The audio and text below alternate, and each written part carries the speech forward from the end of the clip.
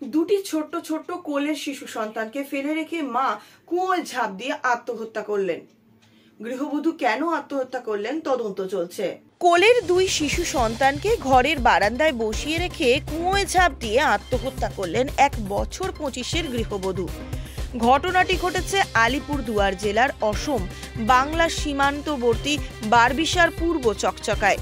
পরিবার সূত্রে জানা গেছে শনিবার সকাল 11টা নাগাদ ওই গৃহবধূ নিজের 2 শিশু সন্তানকে ঘরের বারান্দায় বসিয়ে রেখে কেউ কিছু বুঝে উঠবার আগেই বাড়ির কুয়োতে ঝাঁপ দেন।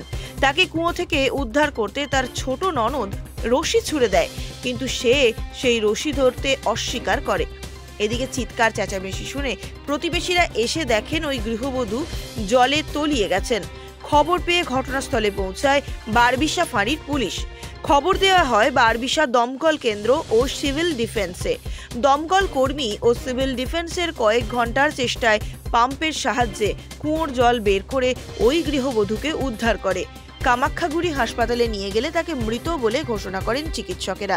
পরিবার সূত্রে জানা গেছে এর আগেও ওই গৃহবধূ গায়ে আগুন লাগিয়ে আত্মহত্যার চেষ্টা করেছিলেন।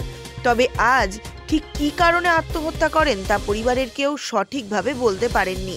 তবে অনুমান করা যায় এমনটাই যে পারিবারিক কোনো অশান্তির কারণেই এই ঘটনা সে ঘটিয়েছে। গোটা ঘটনা তদন্ত করছে পুলিশ।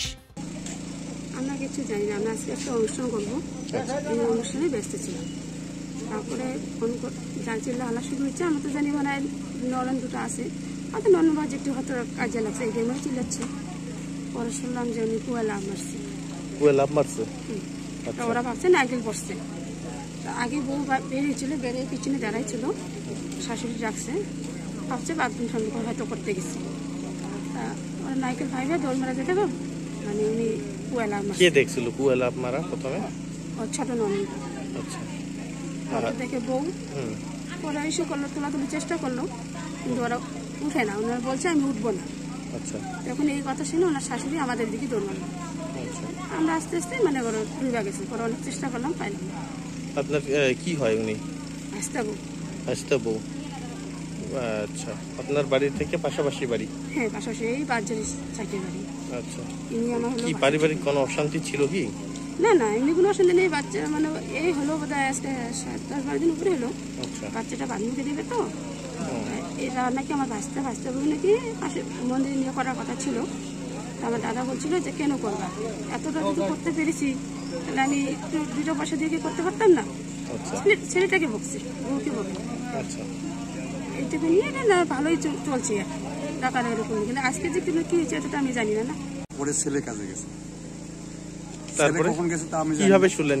কি হলো বাড়িতে? তারপরে কাজ করতেছি, হঠাৎ করে বাড়ি থেকে ফোন করলো এরকম বৌমা কুয়ার মধ্যে লাভ দিছে, রশি নামাই দিছি, রশি ধরতে কই উনি ধরবে না। আচ্ছা, কুয়ার মধ্যে থেকেই বলে যে ধরবো না। আচ্ছা। বালতি দিছে, রশি দিছে, তারপরে সবাইকে ডাইকে আনতে আমাকে ফোন করছে। আমি কাজের থেকে আস্তে আস্তে দেখি না ডুবে গেছে। আচ্ছা। তারপরে ঘটনাস্থলে কি এখন উদ্ধার কাজ চলছে? হ্যাঁ, উদ্ধার কাজ চলছে। আচ্ছা। কেন কি কোনো কিছু লাভ মারলো সেই ব্যাপারটা যদি বলতেন? ওটা তো আমি কিছুই জানতে পারলাম না, কেন লাভ দিল। আচ্ছা। ওনার কেমন বয়স হবে? বয়স মোটামুটি 24-এর মতন হবে। আচ্ছা। তো আপনার ছেলের কি নাম? ছেলের নাম দীপক বর্মন। আচ্ছা। হরিয়ানা। হ্যাঁ, হরিয়ানায় কি ওখানে ছিল আগে?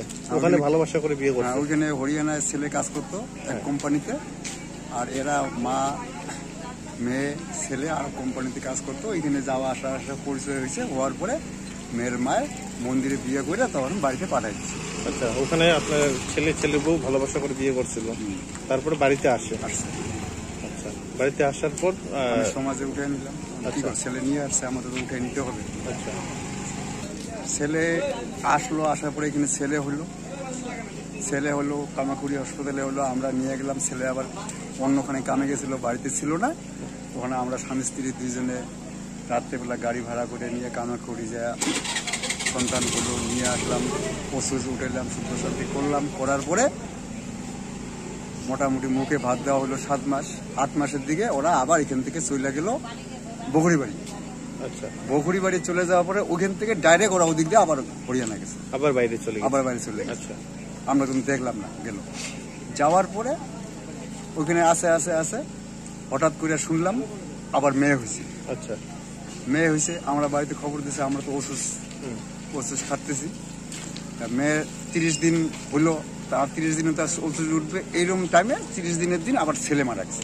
মানে যে ছেলেটা ওই যে এখান থেকে নিয়ে গেল, আচ্ছা ছোট বাচ্চাটা, ওই ছেলেটা মারা গেল, মেয়ে হলো। তারপরে ওইটা শুদ্ধ শান্তি এখান থেকে আমরা করলাম, ওরা ওখানে কি করছে না করছে ওরা জানে। তারপরে ওই মেয়েকে ওরা রাইখা আবার সন্তান হবে ওই অবস্থায় 15 মাসে মানে আবার পাঠাই দিছে। এখানে পাঠায় নেই, পাঠাইছে আসাম। আচ্ছা, আসাম পাঠায় ওইখানকার লোকে, পরে ওদের যে একটু আত্মীয় স্বজন আছে ওরা আইসা আমাদের বাড়িতে উঠাই দিয়ে গেছে। উঠাই দেওয়ার পরে এখানে আসার পরে তারপরে মনে করেন ছেলে হইল, ছেলে কোটা ধরে হইল, হয়ে গেলে ওই ছেলে ঠেলে নিয়ে আমাদেরকে গাড়ি ভাড়া করে, ওদের গাড়ি ভাড়া করে নিয়ে এসে আমাদের বাড়িতে উঠিয়ে দিয়ে গেল। এখন তো ছোট ছোট বাচ্চা আছে, এই বাচ্চা রেখে কুয়োর মধ্যে লাভ দিল, কি বলবেন? এখন বাড়িতেও ছিলাম না, বাড়িতে থাকলে তো তাও কি হইলো না হলো বুঝতে। বাড়ির লোক আপনাকে ফোন করছিল? হ্যাঁ, বাড়ির লোক ওই রকম তাড়াতাড়ি আসুক, ওদের লাভ দিছে বৌমা, আমরা রশি দিতেছি ধরতে করতেছি, ধরবে না। তখনই আমি কাজের থেকে আস্তে আস্তে দেখি মোটামুটি ডুবে গেছি। আপনি কি হন? শ্বশুর? শ্বশুর। কি নাম আপনার? সুশীল বর্মন। যে কোনো খবরের জন্য যোগাযোগ করুন 7099017330 এবং 7099017110 নম্বরে।